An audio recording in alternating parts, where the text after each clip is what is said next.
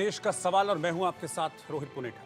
धरती का स्वर्ग कहे जाने वाले जम्मू कश्मीर में 10 साल बाद अब विधानसभा चुनाव होने जा रहे हैं, जिसके लिए सभी पार्टियों ने सियासी पार्टियां हैं अपनी कमर कस के इस वक्त इस चुनाव के लिए तैयार हैं। जम्मू कश्मीर की 90 विधानसभा सीटों पर 3 चरणों में वोट डाले जाने हैं। चुनाव की तारीखों के ऐलान के बाद अब राजनीतिक गलियारों में नए गठबंधन भी तैयार हो रहे हैं। कांग्रेस और नेशनल कॉन्फ्रेंस के बीच गठबंधन हो चुका है। इस गठबंधन पर केंद्रीय गृह मंत्री अमित शाह ने सवाल दागे हैं। उन्होंने अपने 10 पॉइंटर अटैक से कांग्रेस को सीधे निशाने पर लिया। उन्होंने कहा कि राहुल गांधी की अगुवाई वाली पार्टी ने अब्दुल्ला परिवार के साथ गठबंधन करके अपने छिपे हुए इरादों को उजागर कर दिया है। दरअसल श्रीनगर में राहुल गांधी और कांग्रेस अध्यक्ष मल्लिकार्जुन खड़गे के साथ अपनी बैठक के बाद नेशनल कॉन्फ्रेंस के अध्यक्ष फारूक अब्दुल्ला ने दोनों दलों के बीच चुनाव से पहले गठबंधन की पुष्टि की थी। अब्दुल्ला के मुताबिक दोनों ही दलों के बीच सभी 90 विधानसभा सीटों पर गठबंधन हो गया है, जिसके बाद बीजेपी इस गठबंधन को लेकर अटैकिंग है, हमलावर है। बीजेपी के फायर ब्रांड नेताओं ने अब मोर्चा संभाल लिया है और लगातार वो कांग्रेस पार्टी पर सियासी हमले कर रहे हैं, सियासी वार कर रहे हैं। किशन जी हमारे साथ में। किशन जी, जिस तरीके से बीजेपी सर जिस तरह से नाम बदले जा रहे हैं कश्मीर घाटी में, शंकराचार्य टेम्पल का नाम बदला जा रहा है, हरि पर्वत का नाम बदला जा रहा है, इस पर क्या कहेंगे सर? क्या बिल्कुल हिंदुओं का सेंटिमेंट को अपमान करने के लिए, हिंदुओं को आस्था को आघात पहुंचाने के लिए, जम्मू कश्मीर में हिंदू मुस्लिम के नाम पर बंटवारा करने के लिए नेशनल कांग्रेस और कांग्रेस पार्टी प्रयास कर रहे। मैं देश का जनता को बताना चाहता हूं, जो आज सेक्युलर के नाम पर राजनीति करने के लिए प्रयास करते हैं, रियल सेक्युलर कौन है आज जम्मू कश्मीर में मालूम पड़ रहे। ये सेक्युलर नहीं है, बिल्कुल वोट के लिए लोगों को बांटने वाले पार्टी है दोनों। सर पीडीपी से गठबंधन तो नहीं करेगी सर बीजेपी, आपको लगता है सर? पीडीपी से गठबंधन भाई हम किससे भी गठबंधन नहीं कर रहे, हम इंडिपेंडेंटली लड़ रहे। केंद्रीय मंत्री किशन रेड्डी, जिनका कहना है कि बीजेपी किसी भी पार्टी से गठबंधन नहीं करेगी, अकेले अपने दम पर सरकार बनाएगी। कैमरामैन राकेश के साथ संजय शर्मा, इंडिया न्यूज दिल्ली।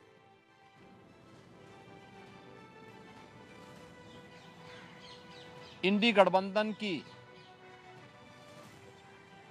जो नेतृत्व कर रही है कांग्रेस ने, Abdullah and sons family private limited की नेशनल कॉन्फ्रेंस के साथ गठबंधन करके फिर से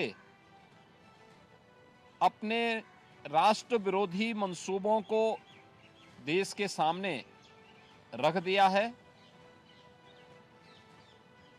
हाल ही में नेशनल कॉन्फ्रेंस ने अपना मैनिफेस्टो जारी किया है। इसमें अनेक ऐसे बिंदु हैं जो भारत की एकता, भारत की अखंडता और राष्ट्रीय सुरक्षा के प्रति पूरे देश को आशंकित करती है। कांग्रेस और नेशनल कॉन्फ्रेंस का यह गठबंधन राष्ट्रीय सुरक्षा को लेकर के अनेक बड़े सवाल खड़ा करता है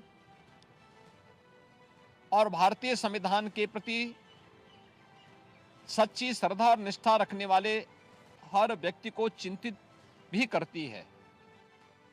जम्मू और घाटी के बीच भेदभाव की राजनीति का समर्थन करती है एनसी के चलते। नेशनल कॉन्फ्रेंस की कश्मीर को ऑटोनॉमी देने की जो विभाजनकारी सोच है, क्या कांग्रेस पार्टी उस सोच का भी समर्थन करती है? धारा 370 के हटने के बाद भारतीयों ने अपने राष्ट्रीय संकल्प को पूरा किया कि कश्मीर से लेकर कन्याकुमारी तक एक निशान, एक प्रधान और एक संविधान रहेगा।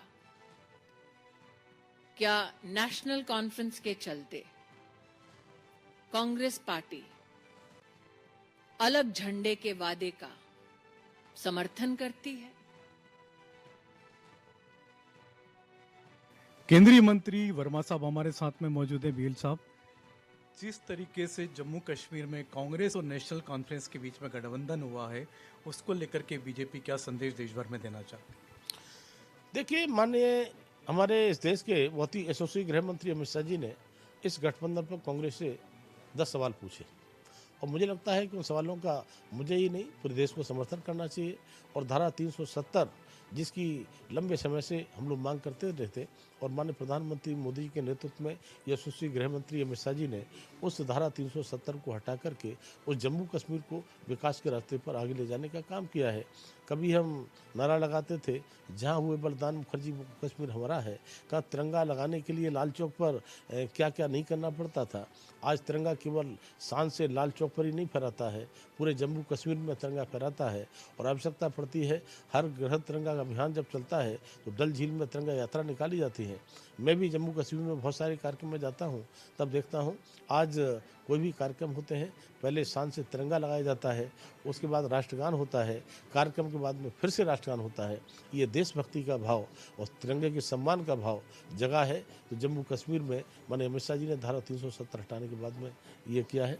तब स्पष्ट रूप से बड़ा सवाल है, क्या राहुल गांधी को जवाब देना चाहिए कि धारा 370 के बारे में उनकी राय क्या है, क्या वो वापस लेने की अपील करते हैं। तब मुझे लगता है 10 सवाल का जवाब जब वो देंगे तो शायद वो दे नहीं पाएंगे और जम्मू कश्मीर में निश्चित रूप से इस बार कमल खिलाने की तैयारी हो रही है। तो अमित शाह के इन 10 सवालों के बाद जो उन्होंने राहुल गांधी से पूछे, उसके बाद आपने बीजेपी नेताओं के रिएक्शंस देखे। सब कह रहे हैं कि ये जो गठबंधन है ये राष्ट्र विरोधी है। योगी आदित्यनाथ तो खुले तौर पर आरोप लगा रहे हैं कि देश विरोधी ताकतों के साथ कांग्रेस गठजोड़ करके देश को और कश्मीर को कमजोर करने की साजिश कर रही है। कांग्रेस इस पर क्या कह रही है, इस अटैक पर, इन 10 सवालों पर, वो आप देखिए। जम्मू कश्मीर विधानसभा चुनावों के लिए नेशनल कॉन्फ्रेंस और कांग्रेस के अलायंस को लेकर बीजेपी ने बड़ा हमला बोला है। गृह मंत्री अमित शाह ने ट्वीट किया और कहा कि ये अलायंस जो है अनहोली अलायंस है, चाहे वो 370 वापस लाने को लेकर हो, स्पेशल स्टेटस को लेकर हो, या फिर जम्मू कश्मीर में अपना कॉन्स्टिट्यूशन वापस लाने की लेकर हो। कांग्रेस से इस पर साफ करें। हमारे साथ कांग्रेस के वरिष्ठ नेता और पूर्व एमएलसी रविंदर शर्मा जी हैं। रविंदर जी, सीधे सवाल आप पर उठ रहे हैं कि बताइए, ये जो अलायंस है अनहोली अलायंस है और इसको लेकर क्या देश भर में आप क्लैरिफिकेशन देंगे कि ये 370 आप भी वापस लाना चाहते हैं? देखिए, हमारा उनसे ये सवाल है कि जब बीजेपी ने पीडीपी के साथ गठबंधन किया था तो उनका अलायंस होली था क्या?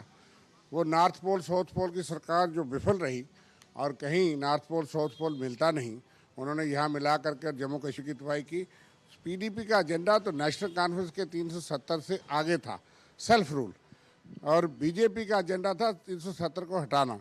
फिर भी मौका प्रस्ती की राजनीति और पावर के नशे में बीजेपी ने पीडीपी के साथ गठबंधन सरकार चलाई, जबकि वोट मांगने के लिए उन्होंने कहा कि बाप बेटी और बाप बेटे को रोकने के लिए, पीडीपी और नेशनल कॉन्फ्रेंस रोकने के लिए वोट हमको दो, ये प्रधानमंत्री मोदी जी ने कहा। लेकिन जब सरकार की बात आई 2 महीने बाद सरकार बना ली। और आज भी जिन पार्टियों के साथ उनका लोकसभा में गठबंधन रहा, उनकी पृष्ठभूमि देखिए, वो तो अलगाववाद की राजनीति से आते हैं। और जिनके साथ अनहोली अंडरहैंड अंडरस्टैंडिंग चल रही है, वो कौन लोग हैं? जिन लोगों को कल तक वो देशद्रोही कहते हैं, दूसरे दिन सहयोगी बना लेते हैं।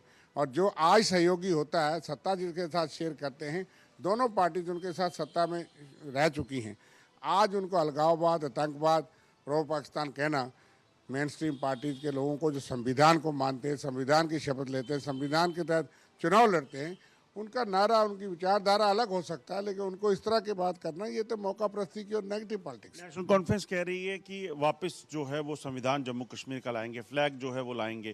क्या आप इसके सहमत हैं 370 को वापस लाने को लेकर? देखिए, बात यह है कि कोई भी पार्टी अपना मंशूर, मैंने कहा कि पीडीपी का अपना मैनिफेस्टो था और बीजेपी का अपना था। एजेंडा ऑफ गवर्नेंस होगा, वो अलग होगा, उस पर देखेंगे। लेकिन ये बातें तो संविधान के अंदर की बातें हैं। जो वो करते हैं वो तो नहीं, तो केंद्र सरकार में, केंद्र में तो बीजेपी एनडीए की गवर्नमेंट है।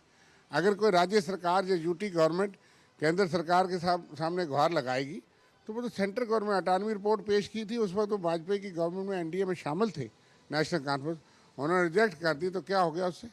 लेकिन जो जनता की कुछ भावना हैं, उसका अगर तर्जमानी कोई पार्टी करती है, लेकिन उसको एंटी नेशनल या प्रो पाकिस्तान कहना, या अलगाववाद कहना वो ठीक नहीं है। राहुल गांधी जो है वो नेशनल कॉन्फ्रेंस के प्रचार के लिए भी पहुंचे। देखिए, जब गठबंधन सीट शेयरिंग पे हो रहा है, हमारा अपना एजेंडा, हम आतंकवाद अलगाववाद पे कोई समझौता कभी करते नहीं, ना कर सकते हैं। और देश की एकता और अखंडता पे कांग्रेस पार्टी स्पष्ट है। और जब प्रचार होगा उसमें कई जगह साझा भी होगा। और हम तो चाहते हैं कि नफरत की राजनीति, विभाजन की राजनीति, नेगेटिव राजनीति, उसको रोकने के लिए, कम्युनल फोर्सेस को रोकने के लिए हमको लाइक माइंडेड सेकुलर पार्टीज के साथ जुड़ मिल के चलना है। जम्मू कश्मीर को इस मुसीबत से निकालना है। आतंकवाद बढ़ गया है यूटी के अंदर, बीजेपी के राज में, जम्मू सूबे में 20 साल के बाद। इसलिए इन चीज़ों को रोकने के लिए रोज़गार का साधन कोई नहीं है। वो हम बच्चों को, नौजवानों को मेन स्ट्रीम में नौकरी मिले, उसके लिए यहाँ के रिसोर्सेज भी आप लूट लेंगे, यहाँ की नौकरी भी ले लेंगे, यहाँ के ज़मीन भी छीनेंगे, तो इसके खिलाफ हम जंग लड़ेंगे। और हम क्या चाहते हैं कि जो हिमाचल में, नॉर्थ ईस्ट में जो अधिकार, जो कानून देश हित में है, वो जम्मू कश्मीर में देश विरोधी कैसे हो जाएगा। इसलिए इन बातों पे जब कॉलिशन बनती है हम ज़रूर विचार करेंगे और ये आश्वस्त करते हैं कि उनकी जैसी वोकापस्त राजनीति हम नहीं करते। जानना चाहते हैं अमित शाह जी से, वो भूल क्यों जाते हैं? पीडीपी से जब इन्होंने गठबंधन किया था तो क्या पीडीपी के मैनिफेस्टो से वो ताल्लुक रखते थे, सहमत थे? पीडीपी का मैनिफेस्टो कहता था कि पाकिस्तान और हिंदुस्तान दोनों की करेंसी चलनी चाहिए कश्मीर में, क्या उससे वो सहमत हैं? क्यों उन्होंने गठबंधन किया था? पीडीपी का मैनिफेस्टो कहता था कि सेल्फ रूल होना चाहिए और ट्रांस बॉर्डर ट्रेड होनी चाहिए, क्या वो सहमत हैं? छोड़िए उनके मैनिफेस्टो को। इनका कॉमन मिनिमम प्रोग्राम कहता था कि हुर्रियत से बातचीत होनी चाहिए, क्या वो उससे सहमत थे? नहीं थे तो क्यों लिखा था? अरे आप हमसे सवाल पूछिए, कांग्रेस से सवाल पूछिए तो कांग्रेस के मैनिफेस्टो पे पूछिए, एनसी के मैनिफेस्टो पे आप हमसे क्यों पूछ रहे हो? हम दोनों से आप सवाल तब पूछेंगे जब हमारा कॉमन मिनिमम प्रोग्राम आएगा, तब पूछिए। अभी आप जवाब दीजिए, जवाब देने की बारी अब आपकी है, हमारी नहीं है। 10 साल से आपने तबाह कर दिया जम्मू कश्मीर को, अब जवाब देने की बारी आपकी है। तो अमित शाह के सवाल हैं कांग्रेस से, नेशनल कॉन्फ्रेंस से, जिस पर बीजेपी अटैकिंग है कांग्रेस के ऊपर। नेशनल कॉन्फ्रेंस के साथ कांग्रेस के गठबंधन पर बीजेपी सवाल उठा रही है, तो वहीं कांग्रेस की ओर से भी इस पर अटैक किया गया है, पलटकर वार किया गया है। कांग्रेस ये कहती है कि बीजेपी हमको तो कह रही है कि हमने नेशनल कॉन्फ्रेंस से गठबंधन किया है, लेकिन बीजेपी अपना वो कार्यकाल भूल गए 2014 से 2018 का, जब पीडीपी के साथ मिलकर 4 साल इन्होंने जम्मू कश्मीर में सरकार चलाई थी। अपने गिरबान में बीजेपी क्यों नहीं झांक रही है? कुछ सवाल हैं, वो सवाल मैं आपके सामने रख रहा हूं और इन्हीं सवालों के इर्द गिर्द मेरी आज की जो डिबेट है वो घूमने वाली है। पहला सवाल आज ये होगा कि क्या कांग्रेस और एनसी कश्मीर में धारा 370 वापस लाना चाहती हैं? हालांकि कांग्रेस कई बार ये कह चुकी है कि 370 को हटाना गलत था, असंवैधानिक था, और 19 अगस्त जिस दिन उसको हटाया गया था कांग्रेस उसे ब्लैक डे के नाम से भी संबोधित करती है। दूसरा सवाल यह है कि क्या कांग्रेस एनसी एक विधान एक निशान के खिलाफ है? तीसरा सवाल, लगातार घुसपैठ करने वाले पाकिस्तान से क्या बात करनी चाहिए? क्योंकि जम्मू कश्मीर की जो पार्टीज़ हैं उसके कई नेता इस बात को बढ़ावा देते हैं, इस बात का समर्थन करते हैं कि पाकिस्तान के साथ बातचीत होनी चाहिए, लेकिन जिस तरीके से पाकिस्तान लगातार घुसपैठ करा रहा है, आतंकी हमले पाकिस्तान प्लान करता है, आतंकियों को लगातार घुसपैठ कराता है हिंदुस्तान में, क्या इस माहौल में बातचीत संभव है? ये सवाल तब भी खड़ा था, ये सवाल आज भी वहीं खड़ा हुआ है। चौथा सवाल यह है कि क्या कांग्रेस नेशनल कॉन्फ्रेंस जम्मू और घाटी के बीच भेदभाव को बढ़ावा देती है? पांचवा सवाल, क्या वोट बैंक के लिए देश विरोधी एजेंडा चलाती हैं सियासी पार्टियां? ये तमाम सवाल हैं जिनके इर्द गिर्द आज की डिबेट मेरी रहने वाली है। मेरे साथ इस वक्त जो खास मेहमान इस डिबेट को ज्वाइन कर चुके हैं उनमें एसएन सिंह साहब हैं, जो कि प्रवक्ता हैं भारतीय जनता पार्टी के, डॉक्टर अजय उपाध्याय प्रवक्ता हैं कांग्रेस पार्टी के, अहमद अयाज साहब राजनीतिक विश्लेषक हैं, वो इस वक्त साथ में जुड़ गए हैं, और सुशील वकील जी वरिष्ठ पत्रकार हैं, वो भी इस डिबेट के पैनल में मेरे साथ हैं। आप सभी मेहमानों का बहुत बहुत स्वागत करता हूं मैं। लेकिन सबसे पहले एसएन सिंह साहब, मैं आपके पास आ रहा हूं क्योंकि सवाल अमित शाह जी ने पूछे हैं, और फिर सवाल एक ये भी उठता है इन सवालों के साथ कि कांग्रेस अगर नेशनल कॉन्फ्रेंस से गठबंधन कर रही है तो इसमें बीजेपी को दिक्कत क्या है? ये सवाल कांग्रेस उठा रही है, भाई हमारी पार्टी, हम जिससे मर्जी गठबंधन करें, आपको क्या दिक्कत है? अगर हम किसी एक पार्टी से गठबंधन कर लेते हैं तो हम राष्ट्र विरोधी कैसे हो जाते हैं? नहीं रोहित जी, बीजेपी को कहाँ को दिक्कत होगी? बीजेपी ने तो एक सवाल पूछा कि जो राहुल गांधी जी घूम घूम कर संविधान की बात करते थे, उन राहुल गांधी जी से ये बार बार भारतीय जनता पार्टी के सारे नेता पूछ रहे हैं कि आप स्पष्टीकरण दीजिए, आप बताइए तो कि 370 जो देश में एक विधान, एक संविधान, एक प्रधान चाहिए, या कश्मीर का अलग ध्वज चाहिए और भारत का अलग ध्वज चाहिए? क्या कश्मीर भारत का अंग नहीं? इतना ही तो सवाल पूछा जा रहा है। आज पूछा जा रहा है कि जिस तरह से भारत के तिरंगा कश्मीर के सभी जगहों पे, जम्मू कश्मीर में लहरा रहा है, लाल चौक पे लहरा रहा है, पहले तो जलाए जाते थे, क्या फिर आप चाह रहे हैं कि उसी तरह से तिरंगा ध्वज न लहराए, बार बार जलाया जाए? यही तो पूछा जा रहा है कि जो आतंकवादी, जो पत्थरबाजी बंद हुई है, क्या आप फिर उसको शुरू करना चाहते हैं? आप क्यों जो आरक्षण एसटी एससी को नहीं था, जिस आरक्षण को वहां पे दिया गया है, जिस आरक्षण को लेकर आप सभी जगह घूमते हैं, हालांकि उसी आरक्षण में जो एसटी के विकास का आरक्षण होता है, कर्नाटक में उसको धर्म को दे देते हैं, क्या वही कार्य आप यहाँ पे भी करेंगे? यही तो पूछा जा रहा है कि जो अर्थव्यवस्था वहां बढ़ी हुई है, क्या फिर वो चाह रहे कि आप वो भ्रष्टाचार के भेंट चढ़ जाए, फिर आप एलओसी पे ट्रेड शुरू करने की बात किस तरह से कर रहे हैं कि भी फिर बॉर्डर से आतंकवाद का समर्थन किया जाए? तो मुझे लगता है कि जो सवाल पूछा गया, बड़ा वाजिब सवाल पूछा गया राहुल गांधी जी और उनकी पार्टी से, क्योंकि लोगों ने देखा कि राहुल गांधी जी कहते कुछ और हैं और करते कुछ और। पूरे राष्ट्र के परिप्रेक्ष्य में आप देखेंगे, किसान आंदोलन में राहुल गांधी जी ने कहा हम किसानों के साथ हैं, 1200 किसान मर जाते हैं, कर्नाटक में नहीं बोलते हैं। आरक्षण में वो कहते हैं आरक्षण तो समाप्त हो जाएगा, लेकिन आरक्षण समाप्त कौन करता है? बार बार आरक्षण का विरोध उनकी पार्टी करती है, उनके दादा करते हैं, उनके दादी करती है, उनके नाना करते हैं, मंडल कमीशन का विरोध करते हैं, कहते हैं आरक्षण तो होना ही नहीं चाहिए। इस नाते पूछा जा रहा है कि कथनी और करनी कांग्रेस की लगातार अलग अलग रही है। आज जम्मू कश्मीर जिसमें भारत का मान मुझे बताइए, क्या आप नेशनल कॉन्फ्रेंस को राष्ट्र विरोधी मानते हैं? क्योंकि यही तो आप कह रहे हैं कि नेशनल कॉन्फ्रेंस के साथ अगर आप गठबंधन कर रहे हैं तो आप देश विरोधी हैं। नहीं रोहित जी, कितनी अच्छी बात आपने कहा, राष्ट्र विरोधी विचारधारा, ऐसी विचारधारा जो कहता है कि नहीं हमारा अलग ध्वज होना चाहिए, वो विचारधारा राष्ट्र विरोधी होती है। जो कहे कि नहीं आप अलगाववादियों से बात करिए, आतंकवादियों से बात करिए, जो भारत के साथ ना खड़े हो, ऐसी विचारधारा। ठीक है, अजय उपाध्याय बीजेपी के अकॉर्डिंग आप राष्ट्र विरोधी सोच वालों के साथ राजनीति कर रहे हैं, आप राष्ट्र विरोधी सोच वालों के साथ आगे बढ़ रहे हैं, तो आप भी उसी दायरे में आ जाते हैं। अजय उपाध्याय, आप जवाब दीजिए एसएन सिंह साहब के इन आरोपों का। जी रोहित भाई, भाजपा के साथ यही बड़ी विडंबना है कि जब इनके साथ जो हो जाता है वो सबसे बड़े राष्ट्र भक्त हो जाता है, चाहे वो शुभेंदु अधिकारी हों, देशद्रोही जितने लोग जो चोरी किया वो सब इनके साथ आने पर इनके करीबी और इनके भक्त हैं और देशभक्त हैं।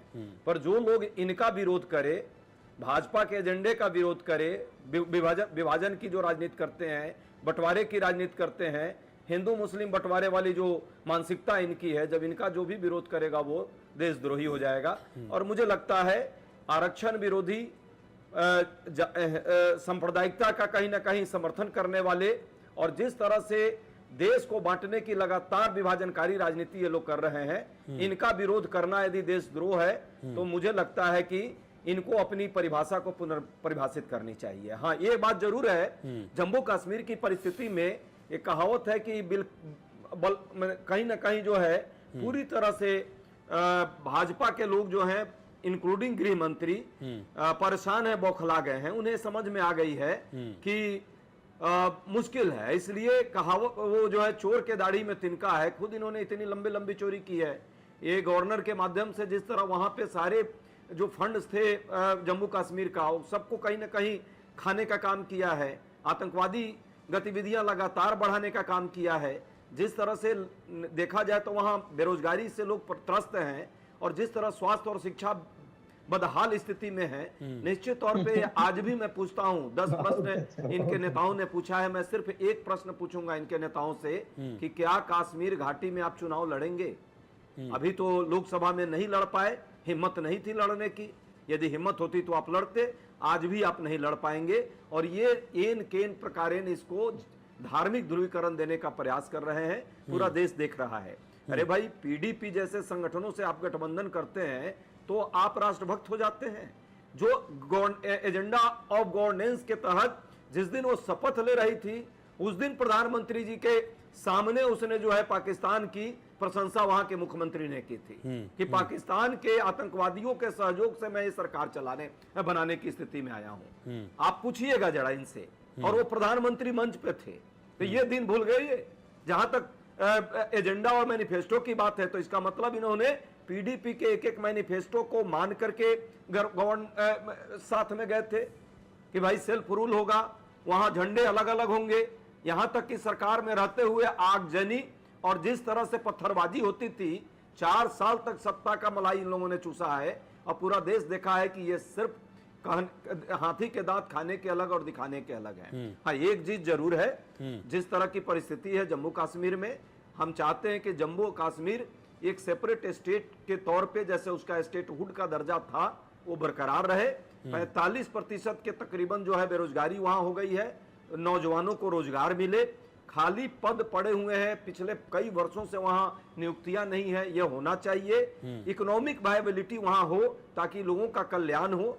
मुख्य एजेंडा चुनाव में यही होता है और यही होना चाहिए। ये धार्मिक ध्रुवीकरण और जाति धर्म, चूंकि इनके पास कोई मुद्दा ही नहीं है, आज भी वही कहानी है, वही बीन बजा रहे हैं और पूरा देश देख लिया इनको। 64 सीट कम कर दिया, फिर भी इनको ठीक है एसएन सिंह, आप फटाफट इस पर रिएक्ट करना चाह रहे हैं, कर दीजिए, फिर मैं बाकी 2 मेहमानों से रिएक्शन पे जाऊंगा। मुद्दों पर बात कीजिए। ठीक है एसएन सिंह, फटाफट।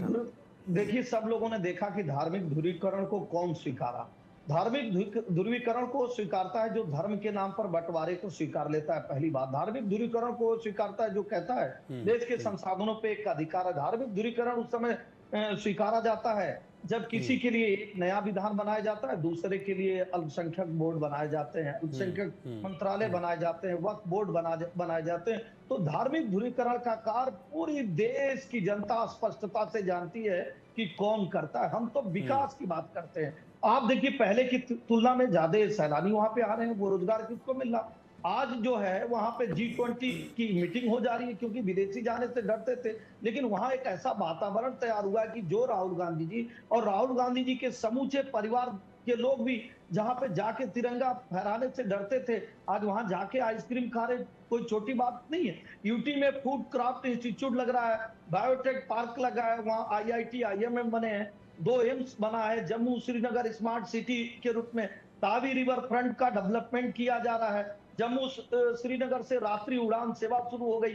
हज के लिए पहली बार देश की आजादी के बाद श्रीनगर से सीधे हज यात्री उड़ान किए। रेलवे में आप देख रहे हैं कि बनिहाल तक टनल बनाकर आज बनिहाल तक जा रही है। तो मुझे लगता है कुछ लोगों को रोना और धोना आता है। भाई 2014 के चुनाव में आप देखे होंगे, भारतीय जनता पार्टी से कम सीटें प्राप्त की, आपने कहा PDP। कार्य जब परिणाम में परिवर्तित हो जाता है तो आपको जान लेना चाहिए कि यही राष्ट्रवाद है, यही विकासवाद है कि हमारे साथ कोई भी रहेगा। कहा जाता है ना, हालांकि आप तो नहीं मानते हैं धर्म को, कि चंदन विष व्यापत नहीं लपटे रह भुजंग।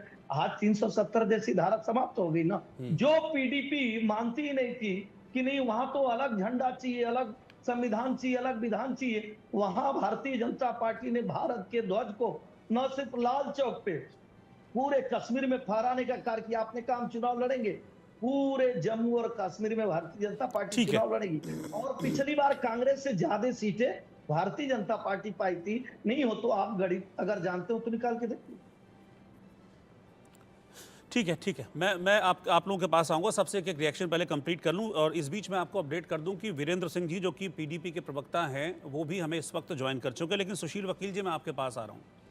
जो अमित शाह गृह मंत्री ने 10 सवाल पूछे हैं कांग्रेस से, जिसमें निशाने पर कांग्रेस भी है, जिसमें निशाने पर नेशनल कॉन्फ्रेंस भी है, जिसमें निशाने पर PDP भी है, जिसमें उन सवालों में आपको कुछ दम लगता है या फिर आप इसे एक पॉलिटिक्स के हिस्से के तौर पर देख रहे हैं? क्योंकि अब स्टेट में बहुत जल्दी इलेक्शंस होने वाले हैं, अनाउंस हो चुकी है, तारीखें भी अनाउंस हो चुकी हैं, तो इनमें कुछ दम है इन सवालों में जो पूछे हैं राहुल गांधी से, या ये एक पॉलिटिक्स का हिस्सा है बस? देखो अंकुर जी, इसमें दोनों चीजें हैं, लेकिन ज्यादा जो है वो अमित शाह जी ने जो इनको ये इसमें लाया, हथकंडे में लाया कि जो इन्होंने ये अपने पॉइंट्स वगैरह दिए या राहुल गांधी जी का भाषण, उस हिसाब से ये सही है, अमित शाह जी ने उनको पूछा है। लेकिन थोड़ा जो दूसरा सवाल आपने पूछा उसकी भी थोड़ी बहुत ये पॉसिबिलिटी है कि इलेक्शन आने वाले हैं तो इलेक्शन में ये चीजें होते रहते हैं। लेकिन सवाल इस चीज का है कि आज तक कांग्रेस और नेशनल कॉन्फ्रेंस या इंडिया गठबंधन के जितने साथी हैं सारे बीजेपी पे ये लगाते थे इल्जाम, देखो जी ये धर्म के नाम पे देश को बांटना चाहते हैं। लेकिन अब जब जम्मू कश्मीर में इलेक्शन आने वाले, ये कौन सा ये कर रहे हैं? ये भी तो वही ध्रुवीकरण कर रहे हैं। कि जो राहुल गांधी का स्टेटमेंट जो उन्होंने लोगों को कहा, we want statehood for you to run the state the way you want, the way you want, कि वो पहले एक तरफ से सारी चीजें हो जाए कि पाकिस्तान से बातचीत करो, हमें ये करो, हमें वो करो। सेम चीज में जो फारूक अब्दुल्ला ने 10 पॉइंट अपने जो उन्होंने जो अपने इसमें जो मैनिफेस्टो टाइप का दिया है, उसमें भी उन्होंने यही चीजें कर लिया है। हम स्टेटहुड को वापस लाएंगे, 370 हटा देंगे, बाकी चीजें करेंगे। ये तो ही करनी है। ये भी तो इंस्टेड के ये लोग कहे कि हम यहाँ पर बेरोजगारी है, यहाँ पर लोगों के पास ये काम का साधन नहीं है, बाकी चीज है, वो तो नेशनल लेवल पे इलेक्शन करो, ठीक चीज है, लेकिन वो इन्होंने किया नहीं। अब देखिए, इन्होंने पहले कुछ साल पहले ये अभी बनाया था गुपकार अलायंस, उसमें पीडीपी, कांग्रेस, एनसी सारे मिले थे, लेकिन उसके बाद क्या हो, डिस्ट्रिक्ट डेवलपमेंट काउंसिल के जब इलेक्शन थे, हार मिली इनको। ये जो कश्मीर के लोग आजकल खुश है कि कम से कम 317 आर्टिकल से, लेकिन आप गुपकार की बात करते हैं, आप गुपकार की बात करें अलायंस की। जब गुपकार अलायंस बना था उसके बाद फिर जब स्टेटहुड जम्मू कश्मीर से वापस ले लिया गया था, राष्ट्रपति शासन लग गया था, तब इन्हीं गुपकार अलायंस की तरफ से आरोप लगाया गया था कि भाई हमको तो ये लोग नज़रबंद करके रखते हैं, हमको बाहर निकलने नहीं देते, किसी भी तरह की एक्टिविटी में शामिल नहीं होने देते हैं। इस तरह के भी तो आरोप लगाए गए थे ना फिर सरकार पर। लेकिन एक चीज है कि जो एंटी इंडिया ये जो एक्टिविटी करेगा, चाहे वो नेता हो या वर्कर हो, तो अगर उनको बंद करेंगे जायज है कि ये चीज नहीं हो गया। दिल्ली में आके एक बात करेंगे, कश्मीर में जाके फिर वही चीज करेंगे कि आप पहले पाकिस्तान से जब तक आप बात नहीं करोगे टेररिज्म नहीं रुकेगा। जो डोडा में हुआ, जो रियासी में हुआ या बाकी जगहों पे, फिर कश्मीर के जो टॉल नेता जिन्होंने समझौता किया कांग्रेस के साथ, वो ये बात कहे, देखो जी अगर तक जब तक पाकिस्तान से बात नहीं होगी ये किस्सा होता रहेगा। इसलिए इसकी उस चीज की या वो मजबूत करे, कंडेम करे ये चीज कि पाकिस्तान ये जो कर रहा है गंदा, ये गलत चीज कर रहा है। इनकी जो ये समझदारी है बाकी से, वो सारा उसी पे जा रहा है। कश्मीर को इंडिपेंडेंस ले जाएंगे, 370 करेंगे, बाकी चीजें। हमें ये भी पता, आज फारूक अब्दुल्ला साहब बड़ी बातें कर रहे हैं, ये करेंगे वो करेंगे। जब ये मुख्यमंत्री जम्मू कश्मीर थे 1990 में, जो कश्मीरी पंडितों को कैसे वहां से धक्के मार के निकाला गया, कैसे कश्मीर में पंडित की औरतों को रेप किए गए, काटा गया, बागजे के हो गए, तब फारूक अब्दुल्ला को ये चीजें नहीं याद नहीं आए। अब आज इलेक्शन आ रहे हैं, अब फारूक अब्दुल्ला याद आ रहा है कि ये स्टेट के लिए ये करेंगे वो करेंगे। इनको उन्होंने ये वही नेशनल कॉन्फ्रेंस के लोग हैं जिन्होंने 30 दशक से कश्मीर को बर्बाद करके छोड़ा। उसके बाद कुछ थोड़ी बहुत कमी है, वो महबूबा मुफ्ती पे 2-3 साल रही, उसने वो पूरी कर दी। इन्हें कश्मीर को बर्बाद करके छोड़ा है। ये कितना भी ये चलाए कि लोग आज जितने बेवकूफ नहीं है कश्मीर में, ये कहेंगे हम आपको 370 वापस लाएंगे, बाकी से लोग बड़े समझदार हैं। कश्मीर तरक्की की वे पे जा रहा है। अब देखिए टूरिज्म कितने आए, करोड़ों लोग टूरिस्ट आ रहे हैं। जो हाउस बोट वाले 3 साल से बेकार थे, टैक्सी वाले, होटल वाले बेकार थे, आज वो फुल फल रहे हैं। सबके पास ये अपना काम आ रहा है, करोड़ों रुपए में गवर्नमेंट ऑफ इंडिया का पैसा जा रहा है। आप देख लीजिए 2-3 महीने में कश्मीर रेलगाड़ी जा रही है कटरा से। हाँ। आप देख लीजिए कितना टूरिज्म बढ़ेगा, कितना लोग वहाँ आया जाएगा। कश्मीर तो ठीक है, मैं एक रिएक्शन अय्याज अहमद साहब से भी लेता हूँ जो कि पॉलिटिकल एनालिस्ट हैं। अय्याज साहब, 2 सवाल हैं। एक तो ये कि कश्मीर की स्वायत्तता से हम समझते क्या हैं, क्योंकि अपनी अलग अलग परिभाषा, जो नेशनल कॉन्फ्रेंस, कांग्रेस या बाकी पार्टियां हैं, वो कहते हैं कि 370 को हटाना वो कश्मीर की स्वायत्तता के अगेंस्ट था, और इस पे बीजेपी का, सरकार का ये स्टैंड है कि हमने इसको हटाकर कश्मीर को पूरे हिंदुस्तान के साथ जोड़ा है। तो ऐसे में अगर 370 हटती है तो फिर कश्मीर की स्वायत्तता पर खतरा कैसे हो जाता है? और चीजें बदली हैं कि नहीं बदली हैं कश्मीर में आफ्टर जब 370 को रिवोक किया गया? अय्याज साहब जी, पहली बात ये है कि 370 को कश्मीर की डेवलपमेंट के साथ जोड़ना ये कहीं दूर दूर तक दिख नहीं रहा है, इसलिए कि 370 का एब्रोगेट होना ये बीजेपी के एजेंडा में पहले से ही था। ना इसका कभी ये मकसूद था, मतलब था कि यहाँ की डेवलपमेंट हो, यहाँ की मिलिटेंसी से कोई इसका वास्ता है, यहाँ के हालात खराब होने से का इसका वास्ता है। अगर हम ये कहेंगे कि 370 कहीं भी मिलिटेंसी उसकी हालात को खराब कर रहा है जम्मू कश्मीर में, तो फिर 370 90 से ही शुरू नहीं हुआ। 370 जम्मू कश्मीर में बहुत पहले से था, जब पूरा अमन था। सो ये कहना कि 370 जम्मू कश्मीर की सिचुएशन से हम इसको रिलेट करेंगे, ये किसी भी सूरत में सही नहीं है। अगर ये भी माने कि 370 हालात करने में इसका कंट्रीब्यूशन है, तो फिर 5 साल पहले भी तो 370 उठाया गया है, तो अभी भी सिचुएशन खराब है, अभी भी सिचुएशन कोई सही नहीं है। मतलब मैं आपकी बातों को अगर और साफ तरीके से कहूं तो आप ये कहना चाह रहे हैं कि 370 और 35A को लेकर बीजेपी प्रोपेगेंडा कर रही है, ये कहना चाह रहे हैं? प्रोपेगेंडा नहीं, दूसरा अभी 35 की बात में नहीं करूंगा, मैं उसमें और ऐड करूंगा। ठीक है। 35 के तहत हमारे जो जम्मू कश्मीर के लोग हैं, उन जो यहाँ की मुस्तकिल बाशिंदे हैं, उनको 2 रियायतें, 2 हुकूक मिलते थे, एक जॉब राइट्स के और जमीनों के हिफाजत मिलती थी उनको। ये कोई खास बात नहीं है, ये ऐसे हुकूक मुल्क के बाकी रियासतों को इस वक्त भी मिल रहे। तो लिहाजा ये जम्मू कश्मीर को ये जो इश्यूज लेकर एक प्रोपेगेंडा है, एक सियासी मसला है, एक सियासत चलाने की बात है। बाकी अगर 370 को लेकर जम्मू कश्मीर को कोई स्पेशल स्टेटस था, तो ये कहीं जम्मू कश्मीर को हिंदुस्तान से अलग नहीं था, क्योंकि इसकी एक्सेशन 1947 में हो चुकी थी महाराजा के हरि सिंह के थ्रू। तो एक्सेशन तो हो चुकी थी, हर एक लॉ जो पार्लियामेंट पास करता था तो वो इम्प्लीमेंट होता था। कौन सा ऐसा लॉ है जो पार्लियामेंट पास करती थी और इस पर लागू नहीं हो रहा था जम्मू कश्मीर में, या कॉन्स्टिट्यूशन कौन सा है, कौन सा पार्ट जो लागू नहीं हो रहा था। अब ये है कि जो महाजरीन थे, जो वाल्मीकि जिसको बोलते हैं, कि उनको कुछ मामले थे, वो मामले इस बार भी सुलझाए जा सकते थे। इसका ये मतलब नहीं अगर उनका छोटा सा मसला रहा तो उसकी वजह से हम सारा उड़ा देंगे और सारे तहस-नहस करके रखेंगे और जमहूरी हुकूक को पामाल कर लेंगे। नहीं लग रहा है कि ऐसी कोई बात है। और दूसरी बात, अगर हम ये कहेंगे कि 370 उठाने से यहाँ के हालात में सुधार आने की बात है, तो फिर आज हम देख रहे हैं कि पहली बार 1990 से आज तक 10 साल के बाद पहली बार शुरू हो रहे हैं इलेक्शन हो रहे हैं।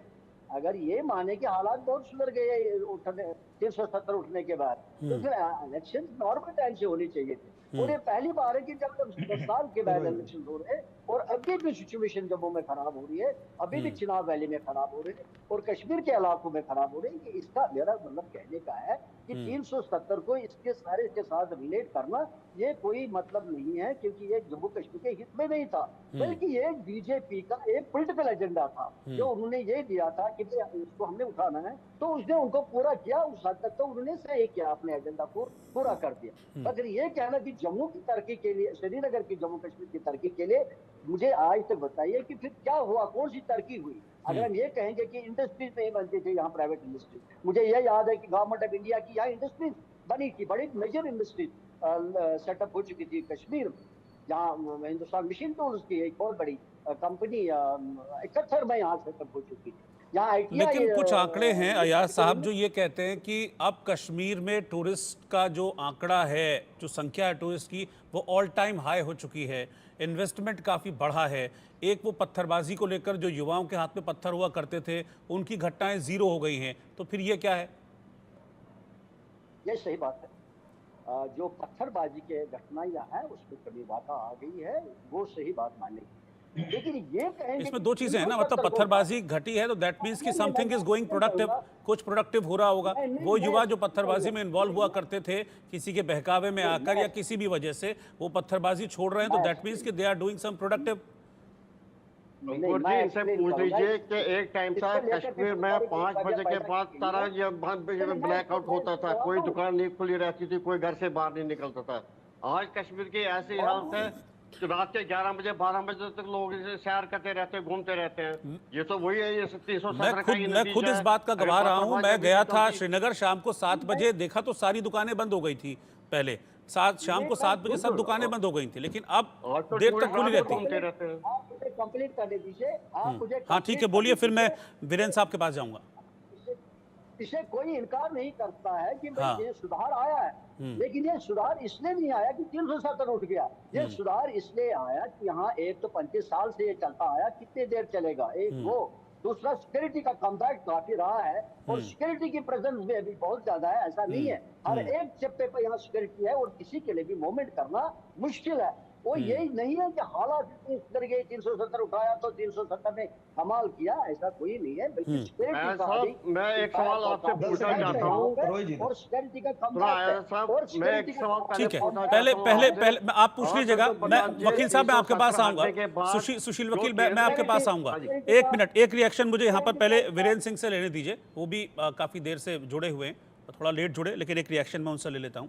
वीरेंद्र सिंह जी, ये चर्चा जब गठबंधन वाली चल रही थी तो ये था कि शायद पीडीपी भी नेशनल कॉन्फ्रेंस और कांग्रेस के इस गठबंधन का हिस्सा बनेगी। कुछ बात हुई थी क्या गठबंधन को लेकर कांग्रेस के साथ या नेशनल कॉन्फ्रेंस के साथ?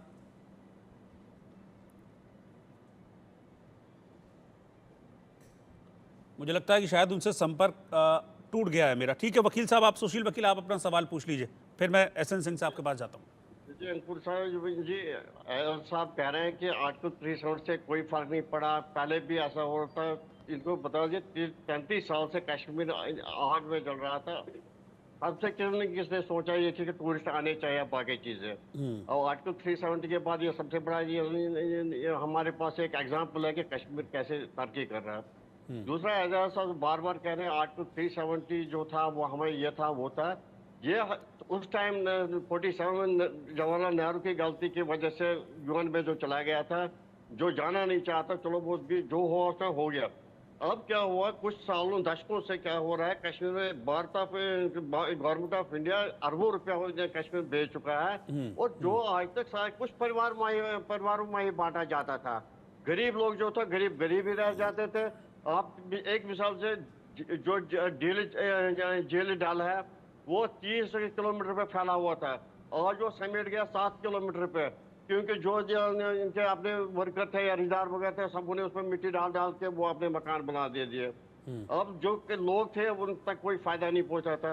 आर्टिकल 370 हटने से सबसे बड़ा फायदा देख लीजिए, जो कश्मीर के मुलाजिम है जिनकी सैलरी 30,000 थी। ठीक है, ठीक है, आपका सवाल मुझे लगता है कि अय्याज साहब समझ गए। थोड़ा छोटा रखिए क्योंकि बाकी लोगों के पास भी मुझे जाना है।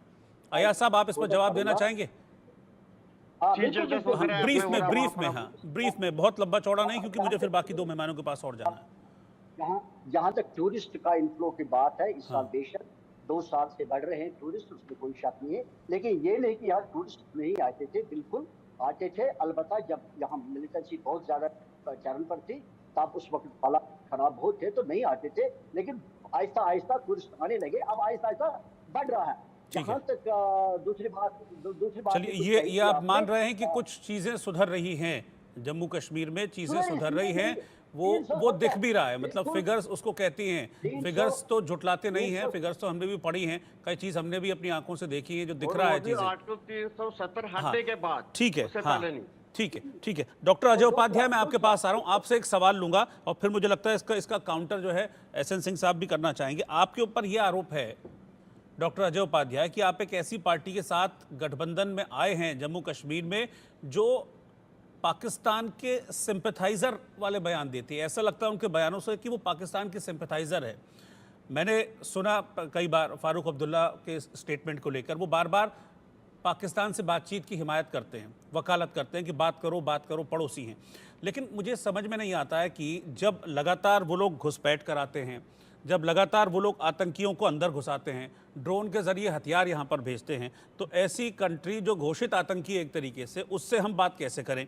दूसरी बात, फिर आप ये भी कहते हैं कि उन्होंने चूड़ियाँ नहीं पहनी हैं, तो फिर उसको देखा नहीं जाएगा कि आप बिल्कुल उनके सिंपैथाइजर होकर बयान दे रहे हैं और ऐसे लोगों से आप गठबंधन कर रहे हैं?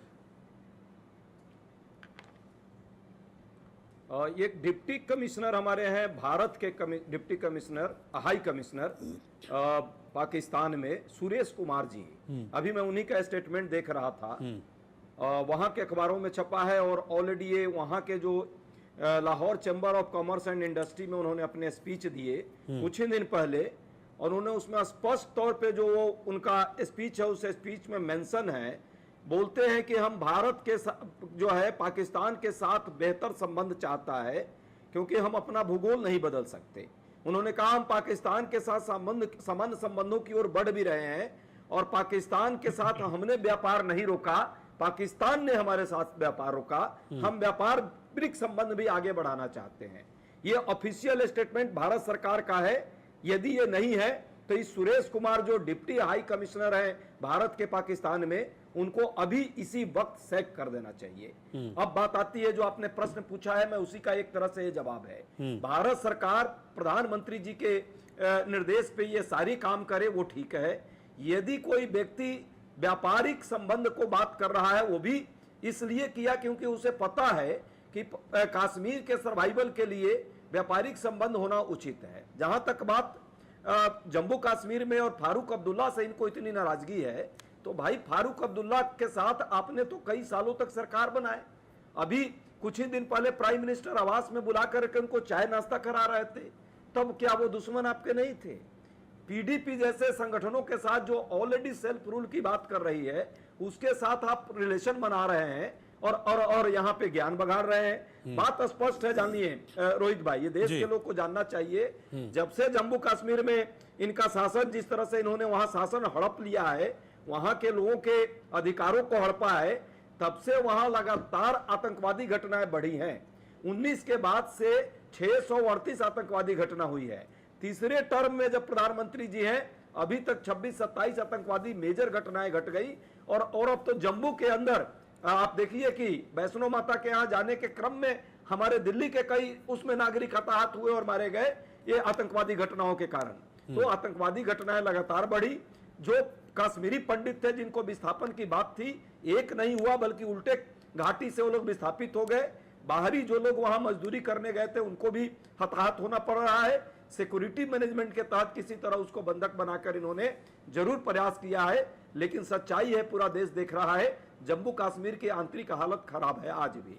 जहां तक बात इकोनॉमिक लेवल की बात है, कोई इकोनॉमिक इन्वेस्टमेंट नहीं हुआ।